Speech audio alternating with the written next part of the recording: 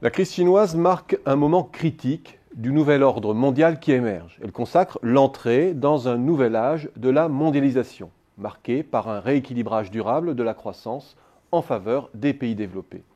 Un basculement dont nous avions perçu les prémices il y a bientôt 2 ans. Les grands groupes sont les principaux maîtres d'œuvre de ce basculement. L'âge dont nous sortons a été marqué par 2 grandes tendances. D'abord, une très forte réallocation du capital vers les pays émergents, avec pour double objectif de capter les faibles coûts de main-d'œuvre de ces régions et d'y rechercher de nouveaux débouchés saturés dans les économies développées. Une façon de dupliquer hors frontières le modèle de développement de l'après-guerre, basé sur l'automobile, les biens d'équipement, les travaux publics et les utilities. Ensuite, une montée en puissance des fusions-acquisitions, où la première vocation d'un groupe est de renforcer sa valeur actionnariale, par prédation des actifs les plus rentables. Le développement par croissance externe supplantant le développement par croissance organique. La rentabilité financière a pour socle le renforcement du pouvoir de marché et la consolidation des secteurs par concentration. Le résultat a été une dualisation de la croissance mondiale, avec d'un côté un ralentissement de l'accumulation du capital dans les pays développés et un affaissement de leur croissance potentielle, et de l'autre, un puissant mouvement de rattrapage des émergents. 2.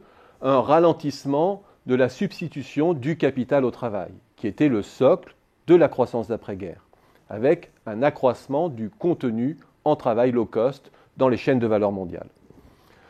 3. Une déstabilisation du compromis salarial des pays développés face à l'irruption de cette offre socialement dégradée. Et 4.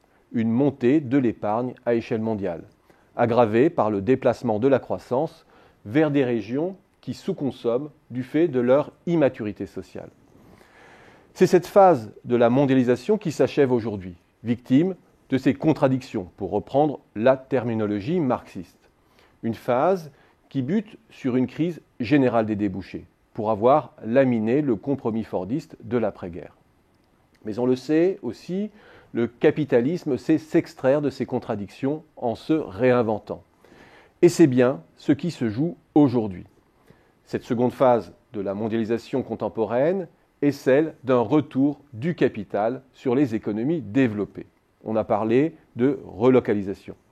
Plus de capital, c'est a priori plus de revenus, plus de croissance, et l'espoir que cette croissance aura pour socle du capital adossé à du travail qualifié. Bref, un retour aux sources de ceux qui avaient fait la prospérité des 30 glorieuses.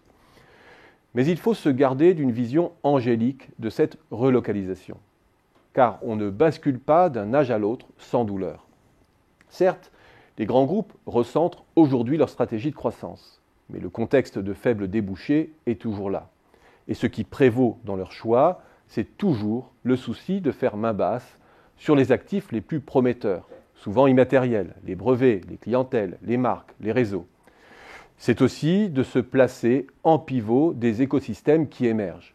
Bref, ils demeurent dans une logique de domination et non de développement. Mais surtout, remettre le capital au cœur de la croissance, c'est exploiter tous les potentiels d'automatisation que recèle le numérique. C'est imprimer ce que l'on faisait faire dans les ateliers du monde. C'est numériser toutes les tâches dont on peut programmer les process. Un véritable tsunami dont on sait qu'il peut potentiellement balayer la moitié des métiers existants. Ce qui s'ouvre à nous, c'est potentiellement l'âge d'une automatisation barbare. Pour que le retour du capital se transforme en choc de prospérité, il faudra bien plus qu'une désillusion sur les émergents. Il faudra que nos pays réinventent leurs villes, leurs grands aménagements, leurs métiers, pour que puissent se déployer les offres et les usages nouveaux. Il faudra aussi qu'ils sachent redistribuer la rente technologique. Nous ne sortirons pas de l'âge barbare sans révolutionner nos institutions.